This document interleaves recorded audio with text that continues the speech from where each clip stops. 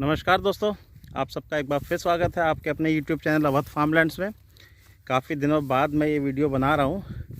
आप ये देख सकते हैं आज 31 नवंबर है, अक्टूबर है। अभी बरसात ख़त्म हुए 10-15 दिन हुए। काफ़ी तेज़ एक झोंका आया था बारिश का, जिसमें काफ़ी कुछ तबाह किया। लेकिन देखिए, हमारी लेमन ग्रास को इसमें कोई नुकसान नहीं हुआ, बल्कि ये बढ़ गई। थोड़ा सा तेल बरसात में कम आ रहा है आजकल, लेकिन चलो बाकी फसलें जैसे बर्बाद हुई उस तरह इसमें कोई नुकसान नहीं हुआ। ये देखिए, ये खेत लेमन ग्रास कटी हुई पड़ी है, इसका भी कल परसों में तेल निकाला जाएगा। और जो पौधे आप खड़े देख रहे हैं, ये खस है समृद्धि, जो पिछले 2-3 साल पहले मैंने लगाई थी। तो खस भी काफ़ी आ गई है। अब की बार मैं इसको भी खुदवा के साइड में लगाऊंगा ताकि बीज तैयार हो जाए फिर से। और ये बगल में मेरा धान है, देख सकते हैं। ये एक वैरायटी, ये काफ़ी ऊंची है, और ये दूसरी वैरायटी है। एक्चुअली इस बार हमने करीब 5 एकड़ के लिए धान प्लान किया था, तो 4 डिफरेंट वैरायटीज़ बोई थी। लेकिन बरसात शुरू में इतनी कम हुई कि फिर हमें 1 एकड़ तक ही रुकना पड़ा। तो सारी वैरायटीज़ थोड़े थोड़े इलाके में मिक्स करके लगा दी गई थी। तो देखिए, जो कटा धान दिख रहा है, ये एक अलग वैरायटी है जो पक गई ऑलरेडी। और जो खड़ा धान दिख रहा है, ये दूसरी वैरायटी है। और काफ़ी ठीक ठाक हुआ है। आप यहाँ देखिए, इस पर मेन जिसके लिए हमारा चैनल ज़्यादा काम करता है, जिस पर लेमन ग्रास और एरोमेटिक प्लांट्स। तो ये आज भर का हमारा कटने को बचा हुआ है। आज या कल सवेरे, कल दोपहर तक ये सारा कट जाएगा, और फिर इसमें हमारा कल परसों में लेमन ग्रास का तेल निकाला जाएगा। ये देख सकते हैं आगे आप, ये हमारी सिम शिशिर तुलसी। ये पहली बार हम निकालेंगे। अब की बार लेमन ग्रास निकल जाए एक बार, फिर टंकी की साफ़ सफाई करके। ये देख सकते हैं आप, ये हमने बासमती लगाया था, जो झड़ गए हैं बीज। इनको देख सकते हैं कितने बड़े बड़े हैं। ये 18-19 वैरायटी है, और काफ़ी बुरी तरह झड़ गई है खेत में ही। इसका हमें ध्यान रखना पड़ेगा। ये देखिए सिम शिशिर, ये एक डिफरेंट वैरायटी है। ये पेरिनियल है, यानी साल भर इसके पत्ते आते रहते हैं। आप हमें से बस काट के तेल निकालना है, और अगले सीज़न में ये फिर निकलने को तैयार हो जाएगी। इस तरह इसकी भी साल में 3 से 4 कटिंग हो सकती हैं। ये हमने बहुत छोटे इलाके में लगाई है, लेकिन आने वाले टाइम पे हम इसको फैलाने वाले हैं। फ़िलहाल ऐसा ज़्यादा कोई बड़ा प्लान नहीं है इसको फैलाने का, लेकिन इसका 1 टंकी तो तेल निकलेगा ही, 1 टंकी घास निकलेगी। ये देख सकते हैं, ये है सिम शिशिर। और ये जो हमारी वैरायटी देख रहे हैं, ये दूसरी वैरायटी है, बीज वाली। इसमें बीज होता है। तो ये सूख गया है, इसका हम बीज निकाल के रखेंगे। हम इसको फैला नहीं पाए थे, लेकिन बीज के लिए हमने ये वाला इतना हिस्सा रखा है। इसका बीज निकाल के, अब इस वैरायटी का मुझे नाम ध्यान नहीं आ रहा। शायद इसका नाम है, चलिए नाम मैं लिख दूंगा वीडियो में। अभी मुझे नाम बिल्कुल भी ध्यान नहीं आ रहा। देख सकते हैं। और ये देखिए, ये मैंने मेड़ पे लगा दी थी आज से 2-3 साल पहले। ये है खस वेटिवर है ये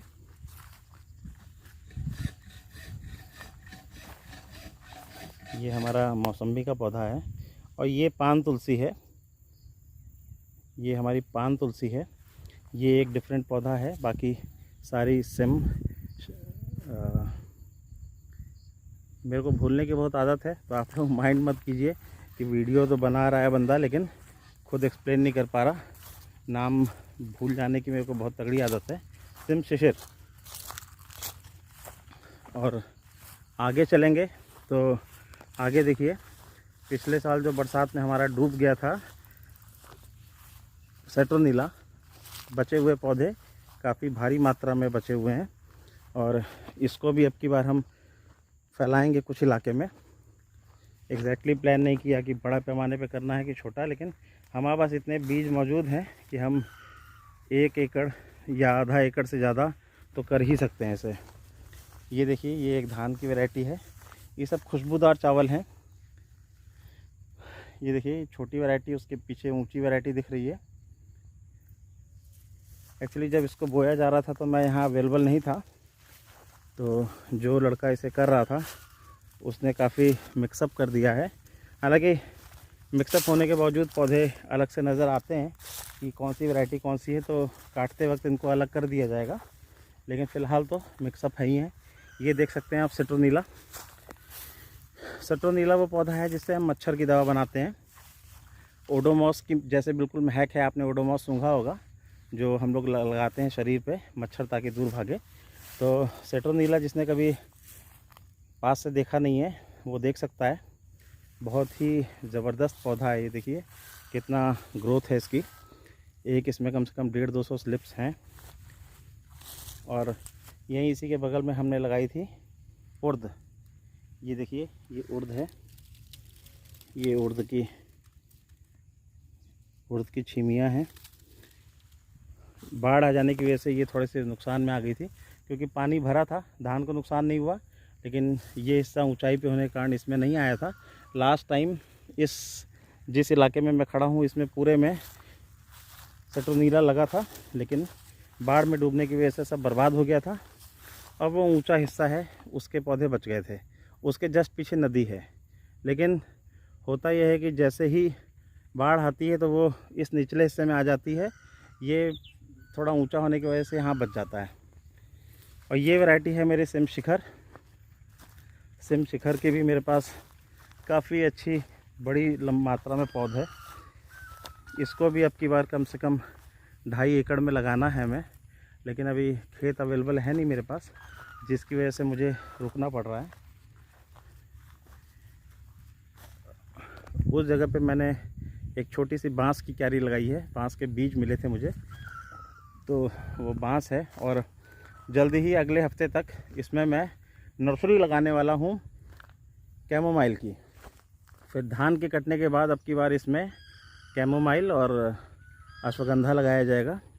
अश्वगंधा के करीब 1 किलो बीज मिले हैं मुझे। सिम पुष्टि नाम की वैरायटी है, और आप YouTube पे और चैनल्स पे देख सकते हैं। सिम पुष्टि एक बहुत ही शानदार वैरायटी है, जिसमें पुरानी वैरायटी के जो अश्वगंधा होती थी, नॉर्मली जो पुरानी वैरायटी मशहूर थी जवाहर और नागौरी, उनसे काफ़ी अच्छे ज़्यादा इसकी जड़ें बहुत लंबी होती हैं।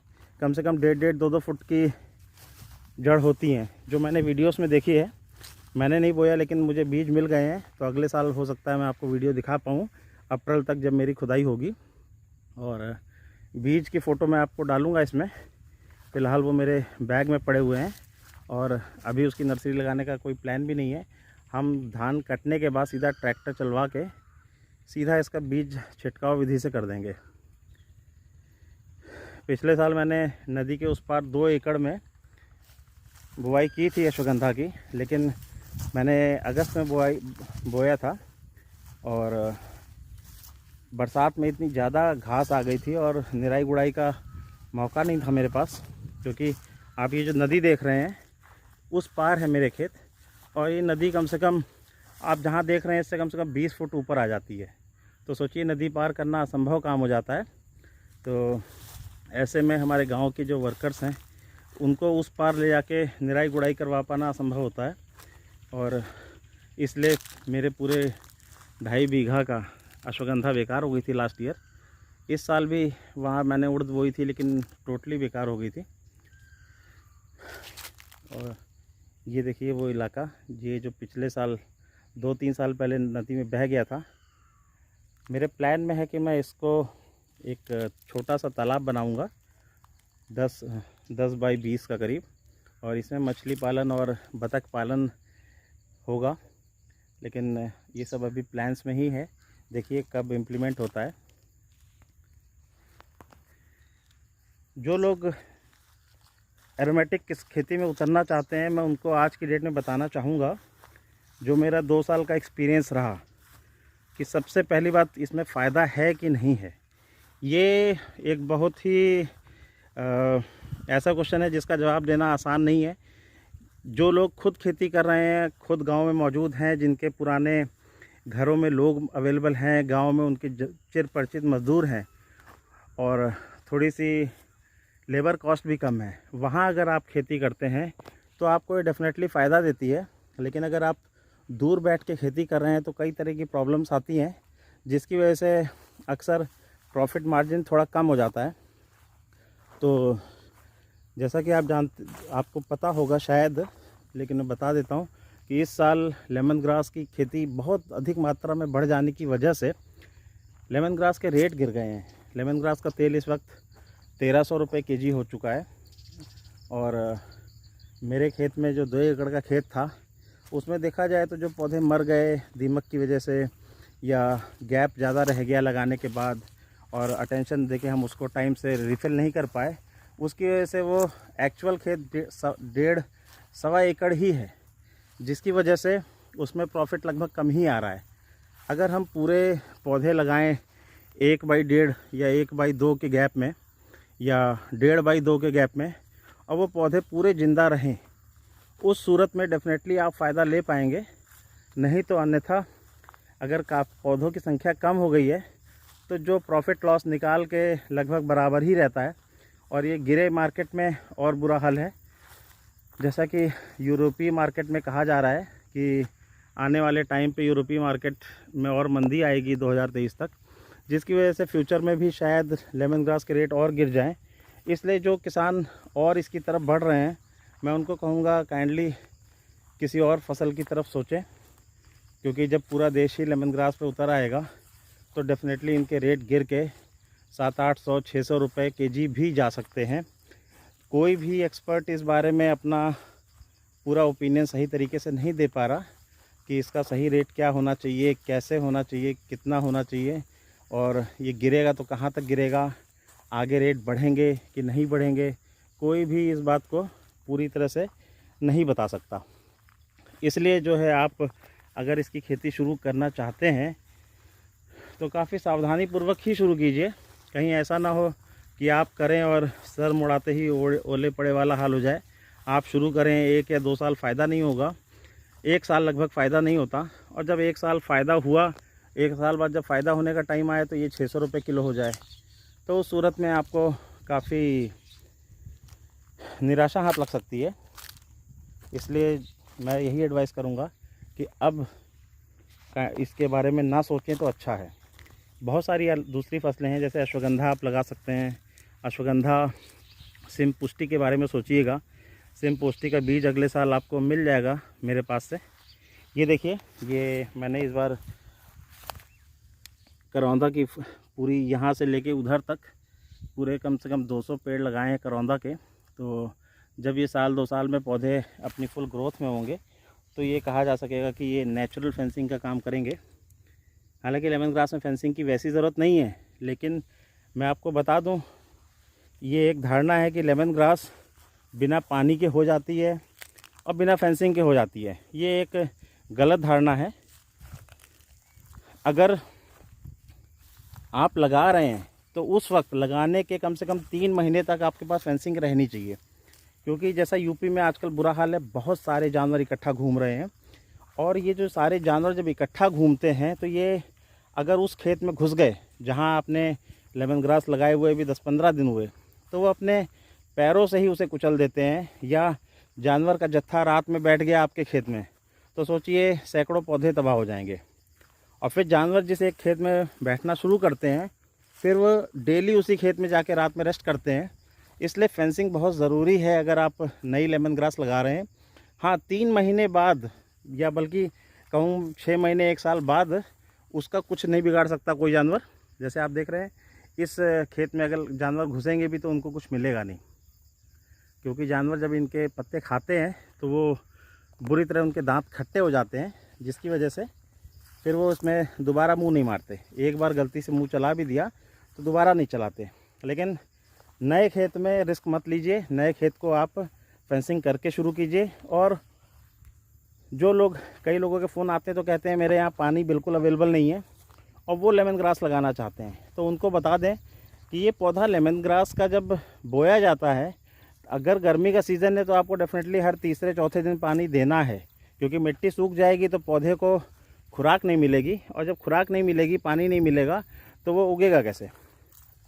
और जब बाकी सीज़न होते हैं मार्च से लेकर अक्टूबर तक, बरसात के सिवाय, उसमें गर्मी जब बहुत होती है तो भी आपको हफ्ते से 15 दिन में एक बार पानी देना ही है। अगर आप पानी नहीं देते तो पौधों को ज़्यादा कुछ नुकसान नहीं होगा, वो मरेंगे नहीं, लेकिन उनमें अच्छी ग्रोथ नहीं आएगी। अच्छी ग्रोथ नहीं आएगी तो उनमें अच्छा तेल नहीं आएगा, और तेल नहीं आएगा तो आपको क्या फ़ायदा लगाने का। इसलिए आप, अगर आपके यहाँ पानी की अवेलेबिलिटी बहुत कम है तो लेमन ग्रास के बारे में ना सोचें। अब इसका मैं एक एग्जांपल देना चाहूँगा कि जैसे आपका एक बच्चा है, आपने उसे खाना नहीं दिया, या उसे बहुत दिन में एक बार 1 रोटी 2 रोटी देते हैं, तो ज़िंदा ज़रूर रह जाता है, वो मरता नहीं है, लेकिन क्या उसकी बॉडी में फिज़िकली अच्छी ग्रोथ होती है?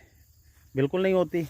तो वही चीज़ इसमें भी है। लेमन ग्रास पानी के बिना चल जाती है, लेकिन पानी के बिना वो आपको प्रोडक्शन देगी, तेल देगी भरपूर मात्रा में, ये सोचना, आशा रखना बिल्कुल गलत है।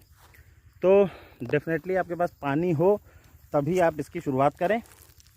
और हाँ, ये है कि किसी वजह से आपका ट्यूबवेल ख़राब हो गया, या आपका जो पानी के स्रोत सूख गए हैं टेम्परेरी, अचानक अप्रैल मई में गर्मियों में, तो उन 2 पौधे में सर्वाइव कर जाएगा। बरसात होते ही वाटर टेबल ऊपर आएगा, फिर आप उसमें आपको इतना नुकसान नहीं होगा।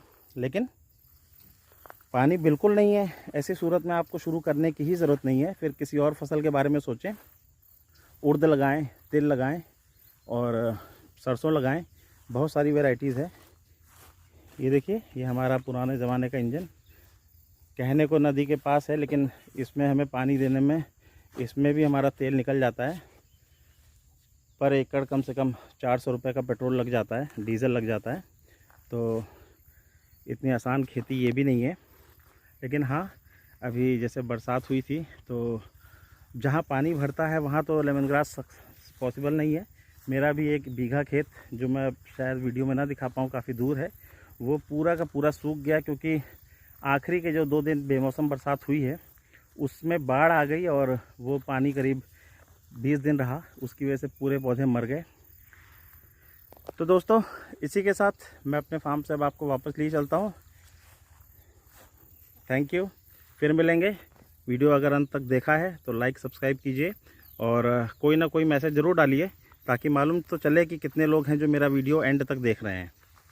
Thank you.